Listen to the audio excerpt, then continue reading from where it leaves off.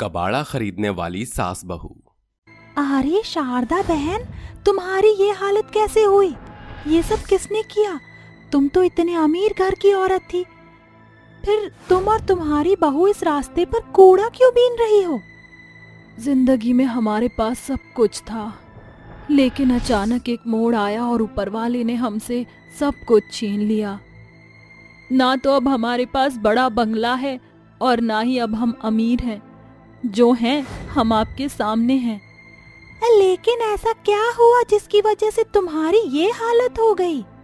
ललिता की ये बात सुनकर शारदा रोने लगती है। तभी नीलम ललिता से कहती है, बस कीजिए, हमारी बेबसी को इस तरह ना कुरेदिए।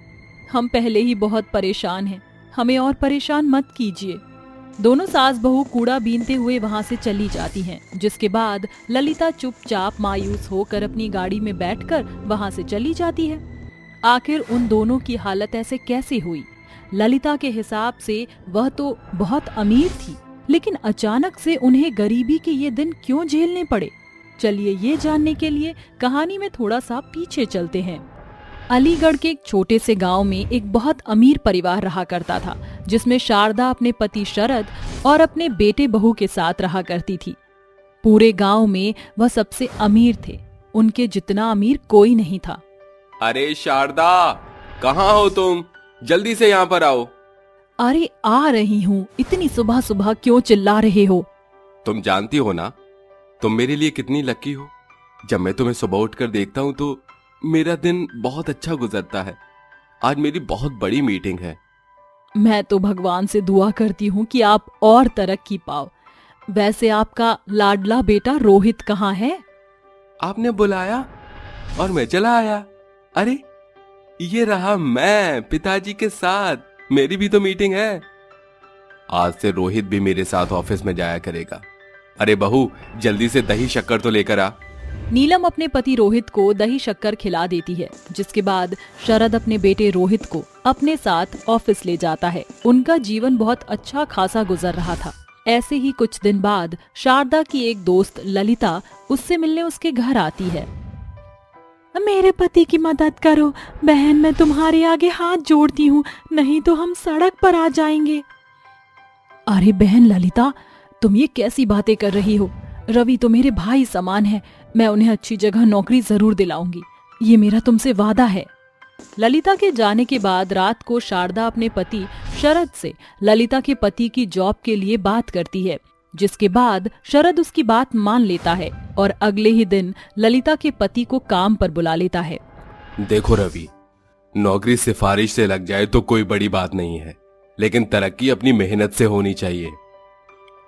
आप चिंता मत कीजिए, एक दिन इस कंपनी को अच्छी तरक्कियों पर ले जाने में सबसे बड़ा हाथ मेरा ही होगा।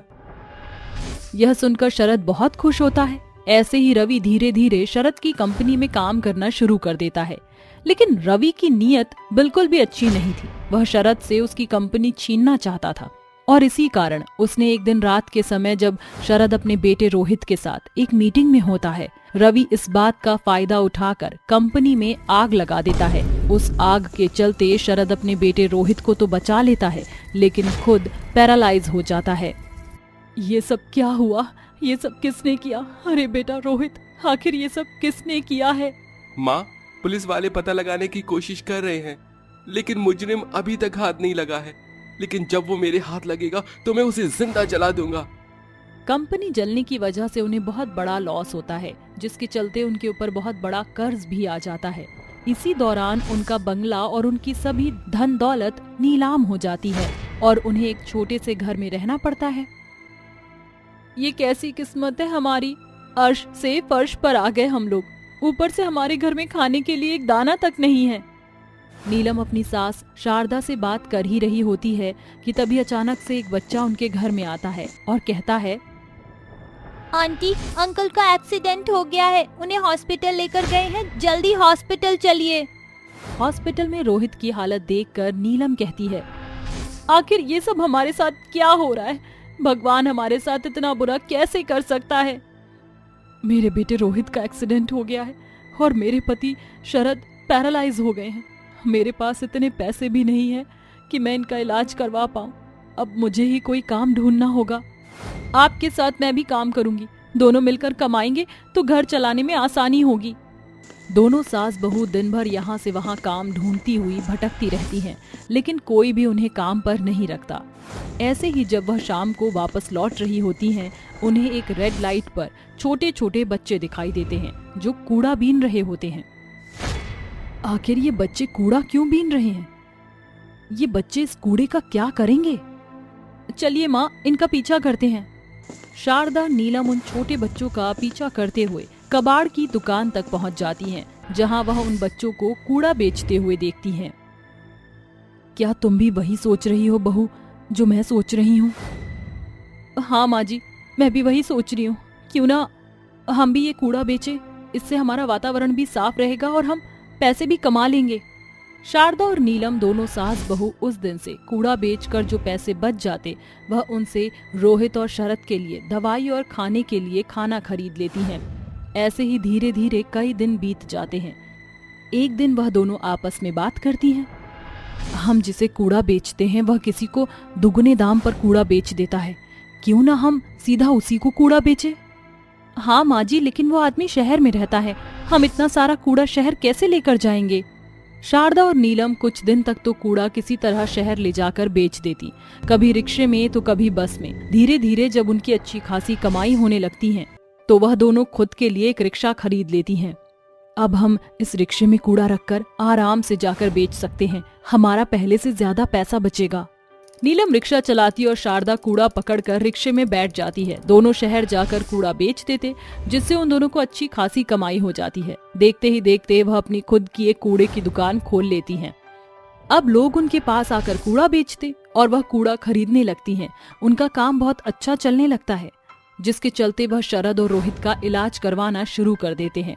देखते ही देखते वो दोनों पहले की तरह ठीक हो जाते हैं। एक दिन रोहित अपनी माँ और अपनी पत्नी से कहता है, माँ, बस कुछ दिन और, जैसे ही मेरी नौकरी लग जाएगी तो मैं आपको ये कूड़े कचरे का काम नहीं करने दूंगा। वह इतना कहता ही है कि तभी रोहित के फोन पर एक कॉल आती है और एक एम्बिशियस कंपनी उसे जॉब का ऑफर देती है, जिसे सुनते ही रोहित बहुत खुश होता है।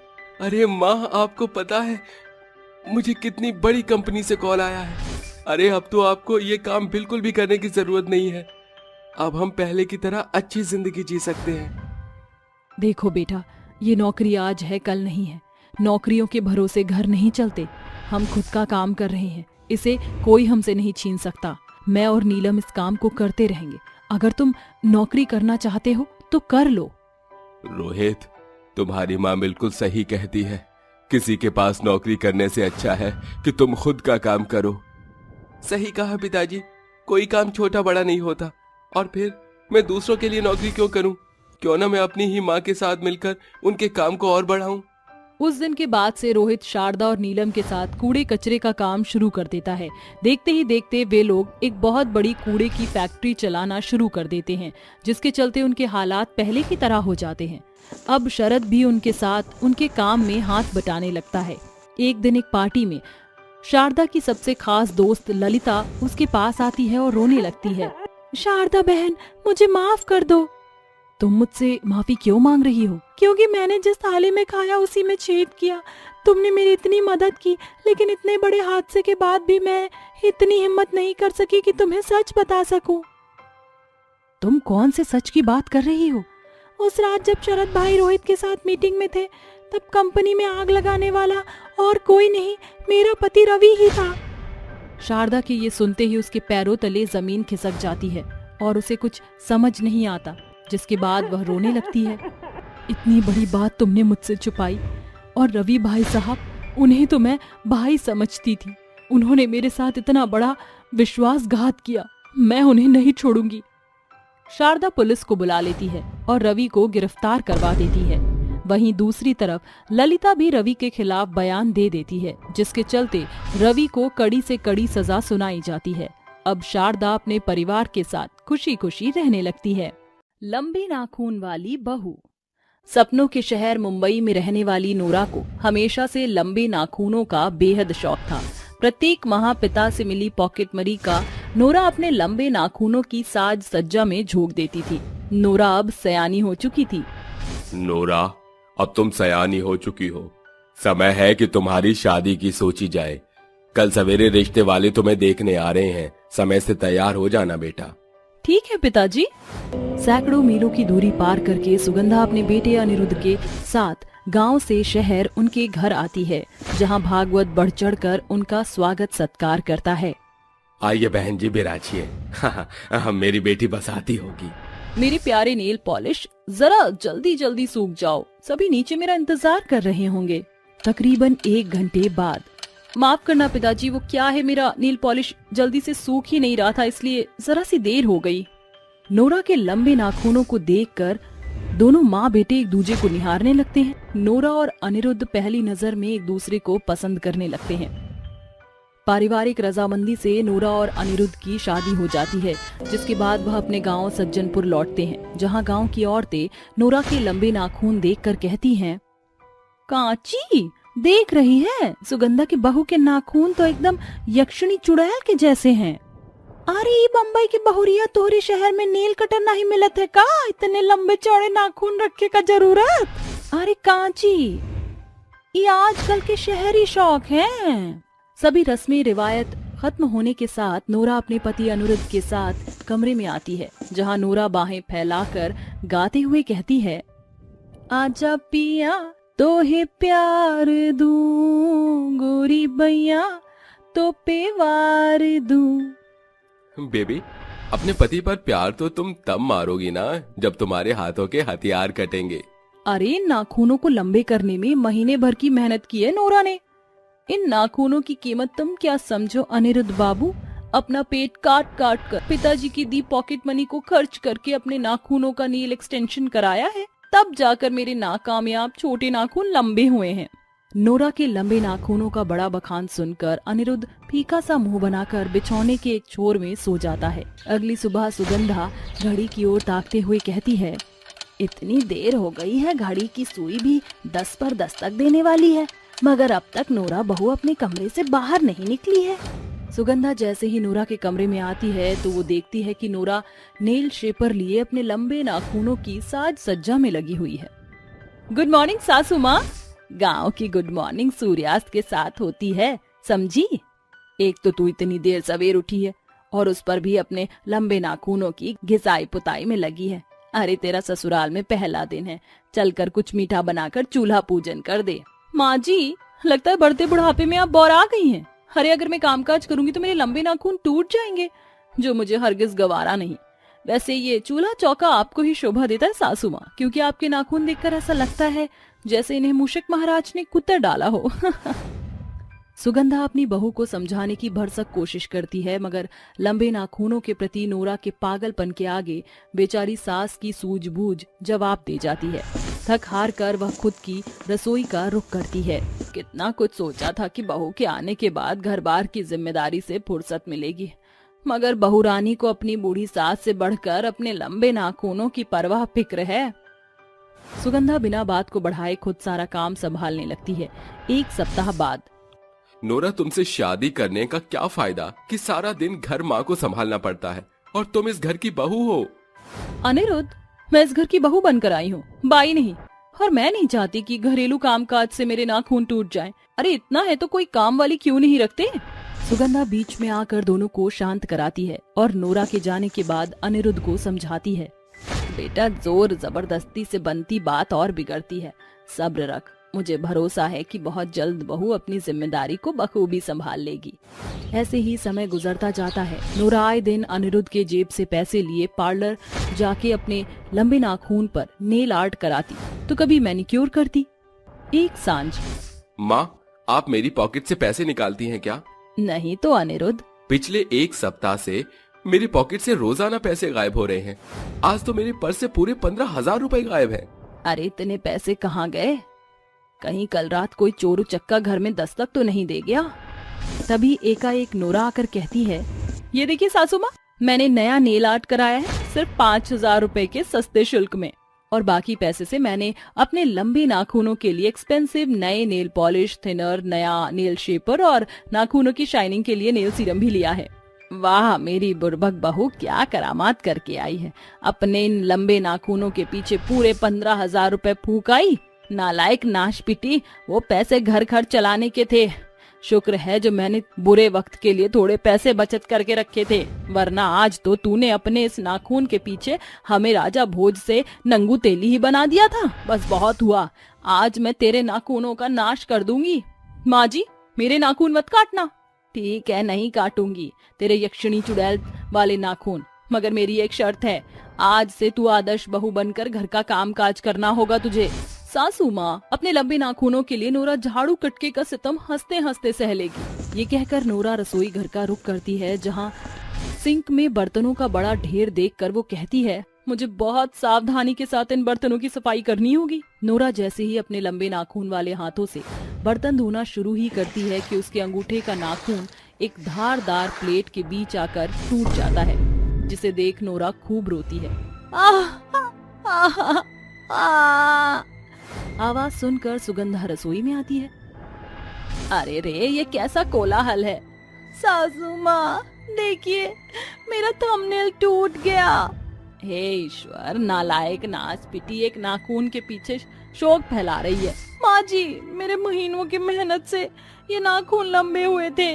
अरे नाखून है, फेविक्विक का मजबूत जोड़ नहीं जो टस से मस नहीं होगा। अब टेसुए बहाना बंद कर और जाकर अपने नाखूनों पर एशियन पेंट की पुताई कर।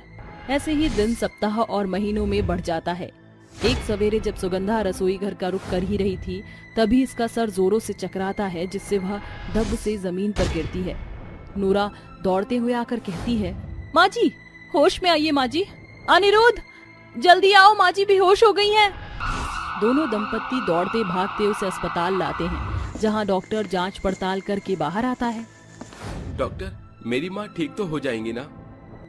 देखिए, बढ़ते बुढ़ापे में उन्होंने जरूरत से ज्यादा मेहनत की है, जिस वजह से उनका शरीर निर्बल और बेजान हो गया है। उन्हें सेवा सहाय की बहुत ज्यादा जरूरत है। सुना तुमने? आज तुम्हारी कामचोरी के कारण माँ का शरीर सूख गया है। अगर तुमने अपनी जिम्मेदारी समझी होती तो माँ आज घर होती।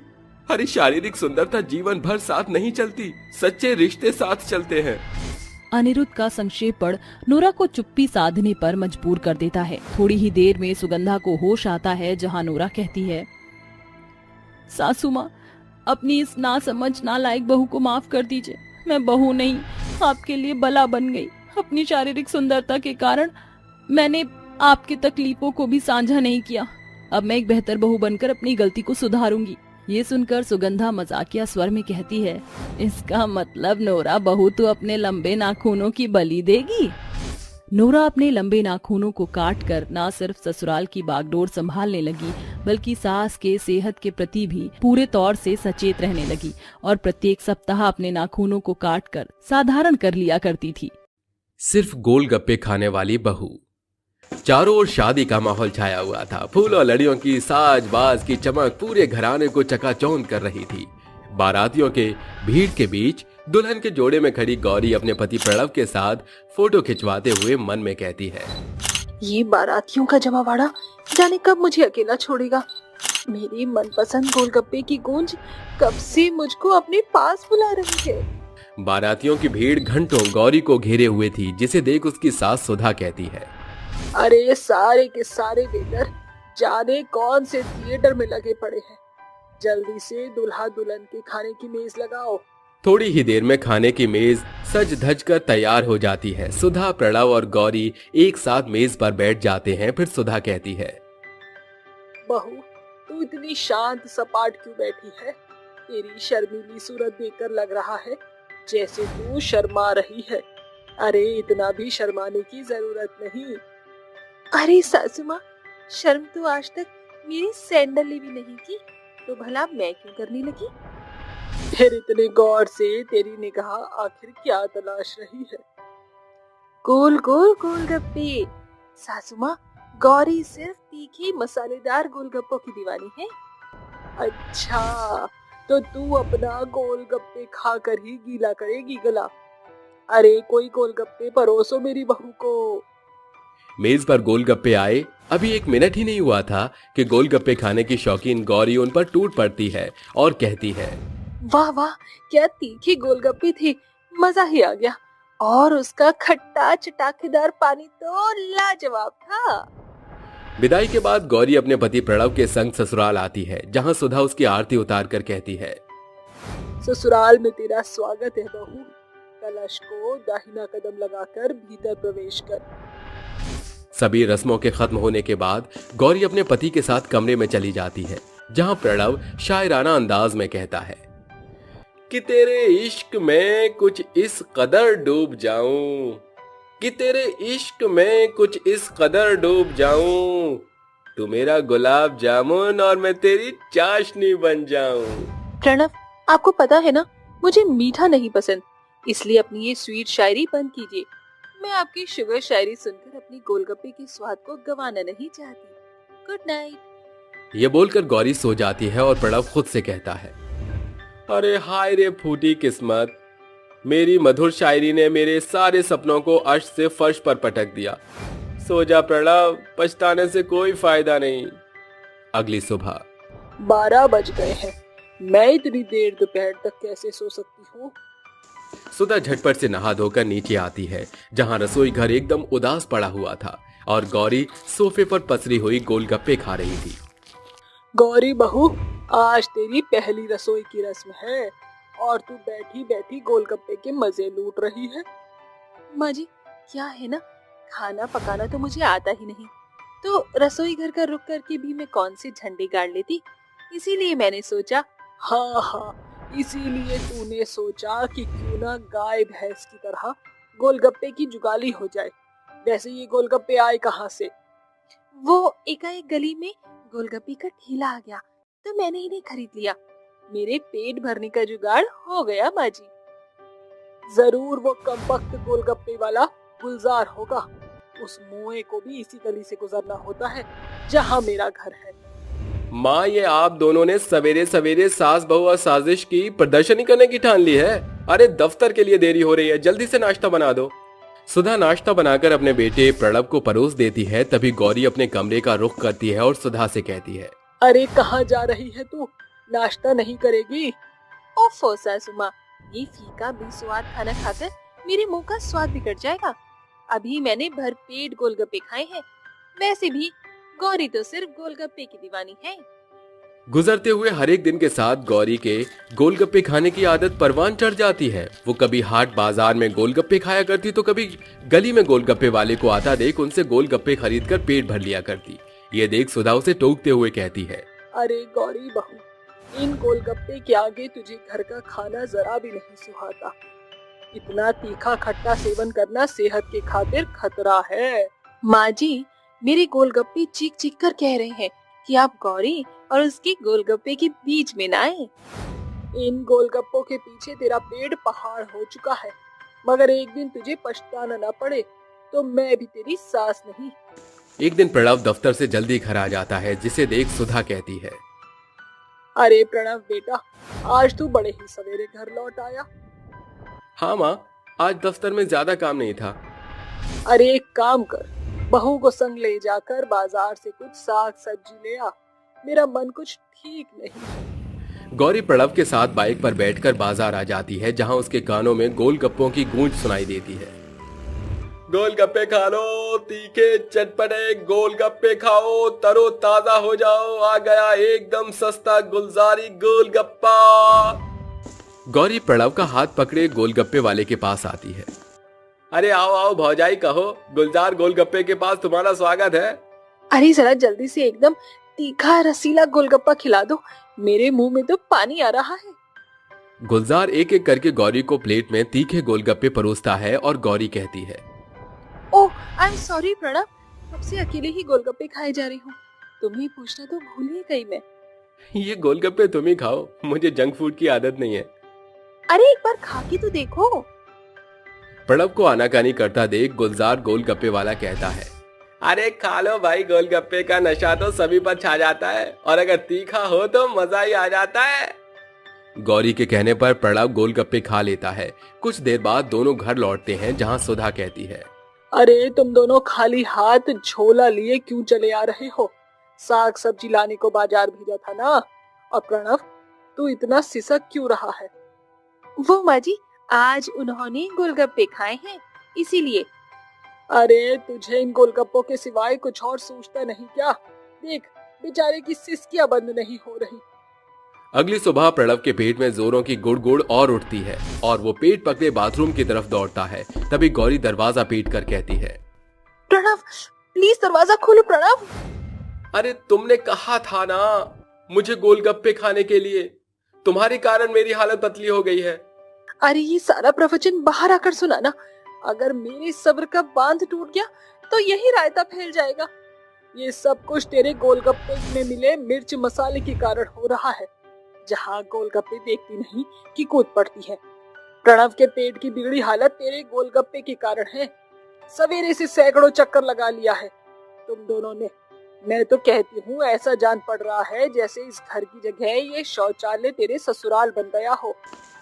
एक तो मेरे पेट से परेशान हूँ मैं, ऊपर से ये ओल्ड लेडी सासू माँ की बकैती बंद होने का नाम ही नहीं ले रही। सुधा के घरेलू उपचार से प्रणव का पेट तो ठीक हो जाता है, मगर गौरी के पेट की समस्या बिगड़ती चली जाती है। एक सवेरे वो बेहोश होकर जमीन पर गिर जाती है। सुधा भागकर उसके पास आती है। प्रणव और सुधा गौरी को अस्पताल लेकर जाते हैं, जहां डॉक्टर उसकी जांच पड़ताल करता है। तब गौरी बेहोशी से बाहर आती है। मिसेस प्रणव भारद्वाज, ज्यादा मिर्च मसाले के सेवन से आपके लिवर में सूजन आ चुकी है, इसलिए आपको बाहरी खान पान का पूरा परहेज करना होगा।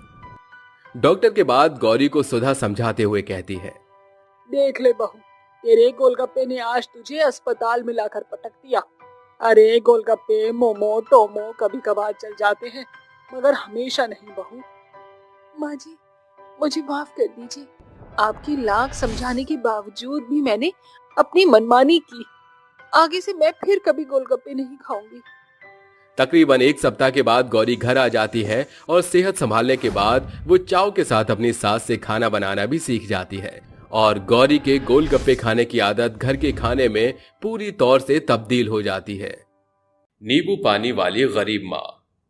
रेशमा, अरे रेशमा, अरे कहाँ मर गई?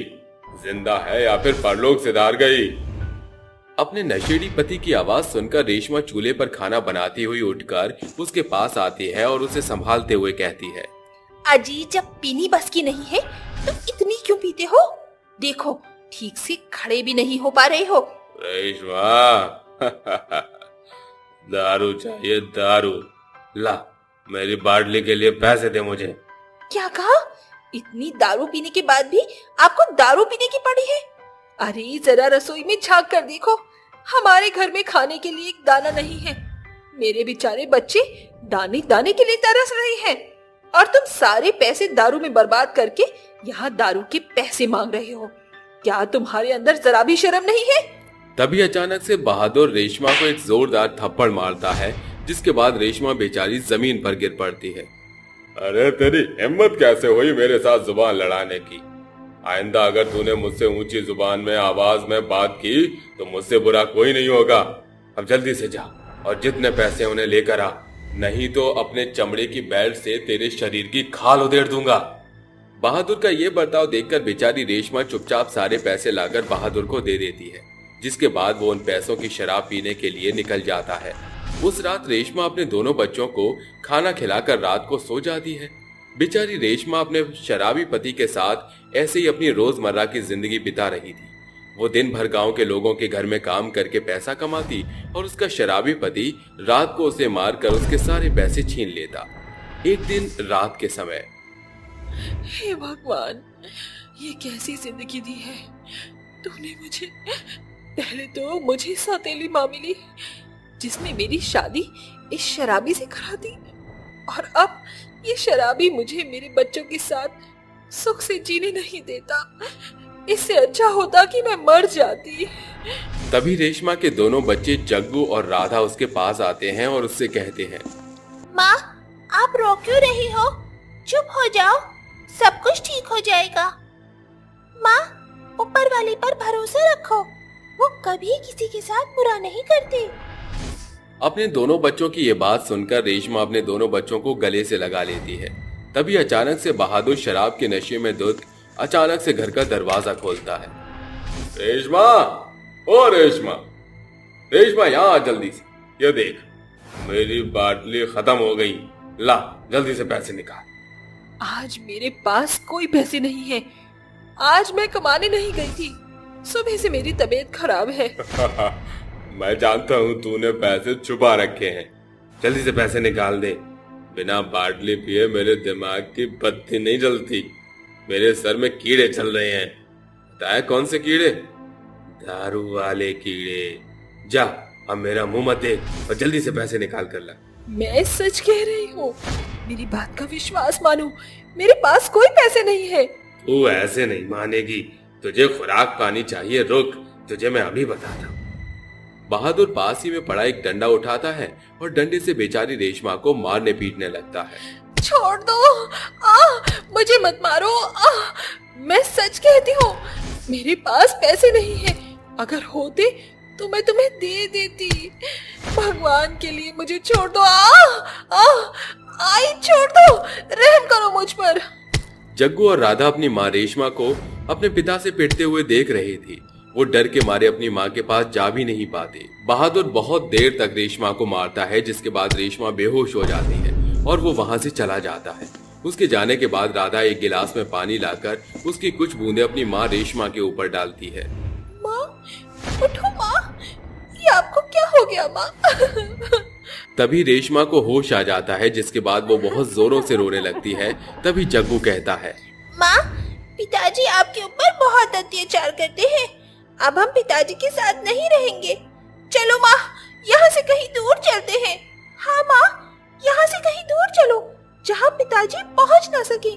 रेशमा जख्मी हालत में होती है, लेकिन फिर भी वो किसी तरह उठती है और अपने दोनों बच्चों को लेकर घर से निकल जाती है।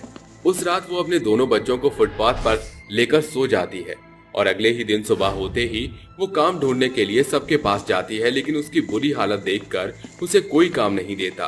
भाई साहब, अगर आपके पास कोई काम हो तो मुझे दे दीजिए। अरे हालत देखो अपनी। अगर तुम्हें नौकरी पर रख लूंगा तो मेरा तो धंधा ही चौपट हो जाएगा। जाओ और कहीं और काम ढूंढो। रेशमा को कोई काम नहीं मिलता, जिसके बाद वो थक कर एक बस स्टैंड पर अपने दोनों बच्चों के साथ बैठ जाती है, जहां वो देखती है कि गर्मी से सभी लोगों का बहुत बुरा हाल होता है। बहुत गर्मी है। इस गर्मी में तो सबकी हालत बुरी हुई पड़ी है। अरे, ये मैंने पहले क्यों नहीं सोचा? इतनी तेज धूप और गर्मी में लोगों को नींबू पानी चाहिए होता है। क्यों ना मैं नींबू पानी बेचने का काम करूं? इससे मैं अच्छा कमा सकती हूँ। ऐसा सोचकर रेशमा नींबू पानी का काम शुरू कर देती है, जिसके बाद गर्मी में खड़े बस स्टैंड पर लोग रेशमा से नींबू पानी खरीदने लगते हैं। देखते ही देखते रेशमा के पास कई लोगों की भीड़ लग जाती है, जिसमें उसके दोनों बच्चे उसका साथ भी देते हैं। रेशमा नींबू पानी बनाती तो उसके दोनों बच्चे नींबू पानी लोगों को देने लगते।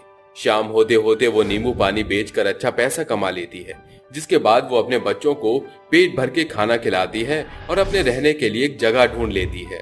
हे ऊपर वाले, तेरा लाख लाख शुक्र है कि तूने मुझे जीने का एक रास्ता दिखा दिया। अब मैं अपने बच्चों को एक अच्छी जिंदगी दे पाऊंगी। ऐसे ही रेशमा रोज बस स्टैंड पर जाकर नींबू पानी बेचने लगती है, जिससे वो बहुत पैसा कमाने लगती है। उसे देखकर कई लोग वहां पर नींबू पानी बेचने का काम शुरू कर देते हैं। अरे सारे काम छोड़ो और नींबू पानी बेचने का काम शुरू करो। सबसे ज्यादा कमाई तो इसी में हो रही है। अरे हाँ, भाई बिल्कुल सही कह रहा है। अरे उस दिन 2 दिन की आई हुई औरत को ही देख लो। कहाँ तो लोगों से काम मांग रही थी और अब देखो कितना अच्छा कमा रही है। रेशमा को देखकर कई लोग उसी के पास नींबू पानी की दुकान खोल लेते हैं, जिसकी वजह से रेशमा की आमदनी कम होने लगती है। अरे ये क्या? यहाँ और नींबू पानी की दुकान की वजह से मेरी कमाई कम होती जा रही है। क्यों ना मैं अपनी नींबू पानी की दुकान में कुछ और भी सामान रख लूं। ऐसा सोचकर रेशमा अपनी दुकान में लस्सी, कोल्ड ड्रिंक और खाने पीने की कई चीजें रखनी शुरू कर देती है, जिसके बाद उसकी दुकान दिन प्रतिदिन बढ़ती रहती है। देखते ही देखते अब रेशमा एक बहुत बड़ी दुकान खोल लेती है, जिसके सहारे से वो धीरे धीरे अमीर होने लगती है और अपने बच्चों को अच्छे और बड़े स्कूल में डाल देती है। एक दिन रेशमा अपने आप से कहती है, ऊपर वाला जो भी करता है अच्छे के लिए ही करता है। शायद इसी वजह से मैं आज अपने दोनों बच्चों को एक अच्छी जिंदगी दे रही हूँ। रेशमा इतना सोच ही रही होती है कि तभी वहां उसका पति बहादुर बहुत ही बुरी हालत में पहुंच जाता है, जो रेशमा की दुकान में आकर उससे भीख मांगने लगता है। जैसे वो रेशमा की शक्ल देखता है, वो रोते हुए रेशमा से कहता है, अरे रेशमा, अरे मुझे माफ कर दो, मुझसे बहुत बड़ी गलती हो गई। तुम्हारे ऊपर हाथ उठाकर मैंने बहुत बड़ा पाप किया है। मैं तो माफी के लायक भी नहीं हूँ। शायद इसीलिए ऊपर वाला मुझे इतनी बड़ी सजा दे रहा है। ज्यादा दारू पीने की वजह से मेरी दोनों किडनियां खराब हो चुकी हैं। पता नहीं कब इस दुनिया को छोड़कर चला जाऊं। अच्छा हुआ जाने से पहले तुम मुझे मिल गई। हो सके तो मुझे माफ कर देना। ऐसा कहकर बहादुर वहां से जाने ही वाला होता है कि तभी रेशमा को उसके ऊपर तरस आ जाता है और वो उसे रोक लेती है। रेशमा अपनी जमा पूंजी से बहादुर का इलाज करवाती है, जिसके बाद बहादुर बिल्कुल ठीक हो जाता है और अपनी पत्नी रेशमा का उसकी दुकान में हाथ बटाने लगता है। कुम्हार का जादुई बर्तन। गिरिधर एक कुम्हार था जो मानिकपुर गांव में अपने परिवार के संग रहा करता था। परिवार में उसकी पत्नी माधवी, बेटी गौरी और मां निर्मला थी। घर बार की जिम्मेदारी गिरधर के कंधे पर थी। गिरधर को अपने चाक से बहुत लगाव था, क्योंकि उसी से उसके घर की दाल रोटी का जुगाड़ होता है। उनके घर का ढांचा बेहद पुराना जान पड़ रहा है। ओसारे में बैठी गौरी पढ़ाई कर रही थी और चौखट के बाहर गिरधर बर्तन बना रहा था। माधवी, शायद तुमने मिट्टी को भली तरह रौंदा नहीं है। अरे बर्तन का आकार एकदम टेढ़ा भद्दा उभर रहा है।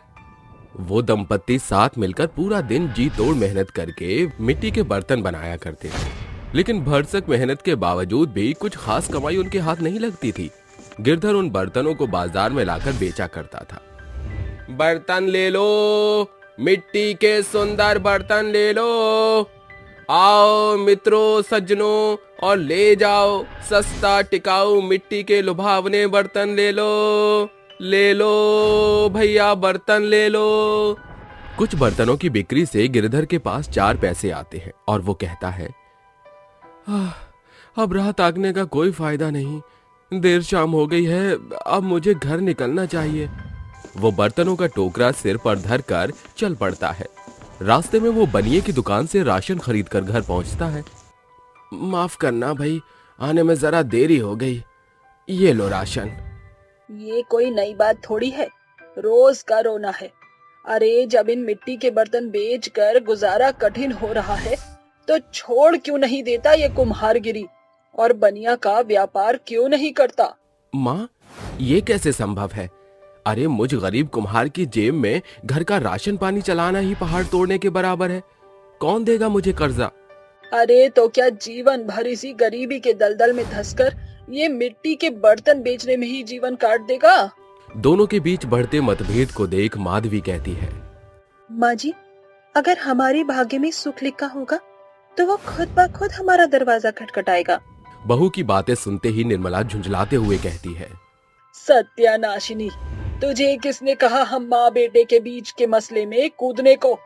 तुझसे इस घर का तो वंश जना नहीं गया। आई बड़ी सलाह मशवरा करने वाली। इस सपोलन को पैदा करके मेरे बेटे का कंधा बोझ से ढक दिया है तूने। अब क्या तुम अपशगुनी माँ बेटी मेरे बेटे को खा चबा कर दम लोगी? सास की जली कड़वी बातें सुन माधवी फूट फूट कर रोने लगती है। फिर कुछ पल के पश्चात माहौल ठंडा हो जाता है, मगर उस रात गिरधर की भूख प्यास मर जाती है और आधी रात जहां सभी नींद के आगोश में थे, उसकी आंख से नींद जैसे कोसों दूर थी। वो किवाड़ खोलकर चाक के पास आकर ढब से बैठ जाता है और बेबसी के बादल उसकी आंखों में उमड़ते हुए बरस पड़ते हैं। हे धरती माँ, ये कैसा दुखद मंजर है। मैं इस मिट्टी से दूर नहीं जाना चाहता। अरे मेरे अथक प्रयास के बाद भी कोई भी विशेष कमाई नहीं है। आर्थिक तंगी के चलते मैं एकदम बेबस और लाचार हो गया हूँ। गिरिधर के बहते आंसू चाक पर सने मिट्टी में जैसे ही मिलते हैं, एक तेज लौ जल उठती है, जिसके साथ एक देवी सुशोभित वस्त्र पहने प्रकट होती हैं। गिरधर हाथ जोड़े कहता है, हे देवी, आप कौन हैं? क्या आप मेरी सहायता करने की खातिर आई हैं? मैं इस धरा की धरोहर धरती माता हूँ। तुम्हारे बहते अश्रुओं को देखकर मुझे आना पड़ा। मैं माँ एक कुम्हार हूँ। मैं अपने काम को जिस सच्चे लगन और परिश्रम से करता हूँ, उसके अनुसार मुझे फल नहीं मिलता। आप तो पूरे संसार का भार उठाते हैं। मुझे इस काबिल कर दीजिए कि मैं भी बखूबी अपने परिवार का भार उठा सकूं। गिरिधर धरती माँ से अपनी समस्या को साझा करता है। देवी अपने वरदानी हाथों से एक मिट्टी का घड़ा बनाकर उसे थमाती हुई कहती हैं, ये लो गिरधर। है देवी, ये तो एकदम मेरे बनाए मिट्टी के बर्तन जैसा है। गिरधर, ये एक जादुई बर्तन है जिसमें तुम जो कुछ भी एक अंश डालोगे वो बहुतायत से भर जाएगा। साथ ही ये तुम्हारे हाथों के बर्तन को एक नई पहचान देगा। देवी के ओझल होते ही गिरधर ढांढस बांधकर उस जादुई घड़े को निहारता है। इस जादुई बर्तन की चमक मेरे बनाए बर्तन से एकदम अलग है। वो उसे घर के भीतर लाकर एक कोने में रख देता है। सवेरे उठने पर उसे कुछ अलग ही मंजर दिखाई पड़ता है। बाबूजी, आपको पता है ये मिट्टी का बर्तन जादुई है। सवेरे मैं जब खाना खा रही थी तो मेरे खाने का निवाला इसके भीतर गिर पड़ा और फिर उसमें से ढेर सारा खाना निकला। इसका मतलब कि ये सचमुच जादुई बर्तन है। वो उस बर्तन को चाक से छुआकर एकाएक मिट्टी के बर्तन बनाना शुरू करता है। अरे ये तो कमाल हो गया। इतने बरस में आज पहली दफा मुझ कुम्हार के हाथों इस मिट्टी के बर्तनों में अलग ही निखार चढ़ा है। जी, आपने मिट्टी के बर्तन तो एकदम भले आकार के बनाए हैं, मगर मुझे इसमें कमी कमी खल रही है। इन बर्तनों को आकर्षक रूप देने के लिए हमको औरों की भांति इन पर चित्रकारी, नक्काशी करनी चाहिए। उससे मिट्टी के बर्तनों की खरीद पर जोर पड़ेगा। मगर रंगों की कीमत तो आकाश छू रही है। तुम चिंता ना करो। गिरधर फूल पत्तियां तोड़कर उन्हें पीसकर जादुई बर्तन के भीतर उड़ेल कर कहता है, अब देखना ये जादुई बर्तन का कमाल। जादुई मिट्टी के घड़े के भीतर एक उथल पुथल उठने के साथ उफान उठता है। अरे वाह, ये तो सचमुच जादुई मिट्टी का बर्तन है। इसने हमारे अल्प मात्रा के रंग को कितना ढेर सारा बना दिया। दोनों साथ मिलकर सभी मिट्टी के बर्तनों पर नक्काशी करते हैं, जिसे लेकर गिरधर बाजार में बेचने पहुंचता है। सुंदर मनमोहक मिट्टी के बर्तन, अरे सुंदर मनमोहक मिट्टी के बर्तन ले लो। स्वर्णा और मुग्धा नाम की दो औरतों की नजर गिरधर के मिट्टी के बर्तनों पर पड़ती है। फिर वो कहती हैं, अरे वाह, तुम्हारे मिट्टी के बर्तन तो सबसे अद्भुत हैं। इन पे की गई फूल पत्तियों की नक्काशी तो एकदम दर्शनीय है। क्या दाम है इन बर्तनों का? अरे एकदम सस्ता है भौजाई, 20 रुपए का एक। इतना सस्ता मोल?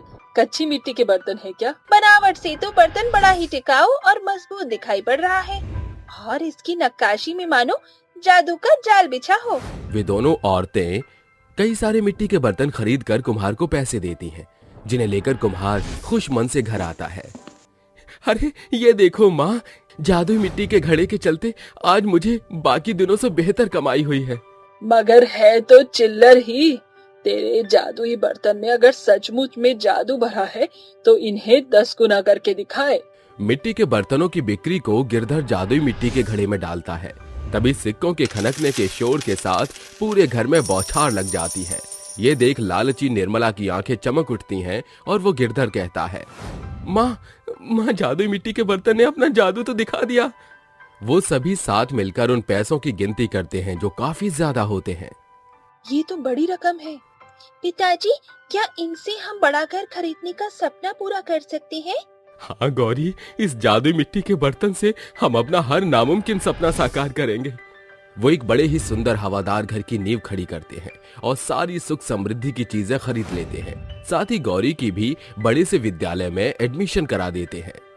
अरे गिरधर, अब तो हमारे घर में धन धान्य की कोई कमी नहीं, और फिर हमारे पास वो जादुई बर्तन भी तो है। अब तुझे मिट्टी के बर्तन बनाने की कोई जरूरत नहीं। माँ, मैं इसलिए ये मिट्टी के बर्तन नहीं बना रहा कि मुझे आवश्यकता है, बल्कि एक कुम्हार की पहचान उसके मिट्टी के बर्तन से ही जान पड़ती है। जादुई मिट्टी के बर्तन से सारी अभिलाषा और विलासिता की चीजें संपन्न होने के बावजूद भी गिरधर में जरा भी अहंकार नहीं आता। ना ही उसके अपने हाथों से बनाई मिट्टी के बर्तन और कुम्हार होने की चाहत के प्रति रुझान कम होता है। वो सदा ही अपने काम के प्रति एक समान खरा जान पड़ता है और साथ ही अपने जादुई मिट्टी के बर्तन से औरों की मदद भी करता है।